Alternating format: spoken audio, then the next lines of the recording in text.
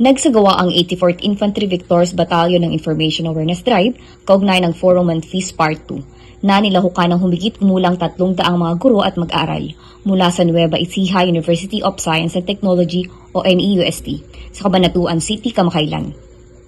Sa isinagawang forum na may temang Feast Building and Feast Education, Planting the Seeds in Our Education System, binigyang diin ng paksa sa The Whole of the Nation approach, the AFT experienced the gains in ending local communist armed conflict na ibinahagi ng guest speaker na si Captain Ralph Andy Ranario, Commanding Officer ng Alpha Company 84th IB. Sa isang panayam, ibinahagi ni Randy M. Bañez, JD Director, National Service Training Program, ang layunin na naturang aktibidad.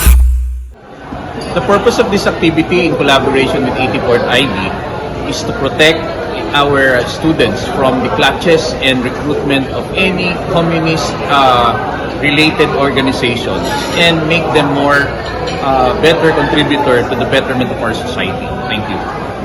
Samantala, tiniyak naman ni Lieutenant Colonel Gerald L. Reyes, Commanding Officer ng 84th IB, ang suporta ng unit sa papapaigting ng kampanya at pagbabahagi ng impormasyon ukol sa EO number 70 at ang mapanlinlang na gawain ng mga komunistang teroristang grupo.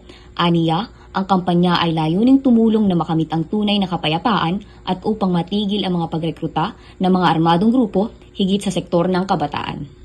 Mula dito sa Cabanatuan City, ako si Alia Shibil G. Mercado, ang inyong kaugnay.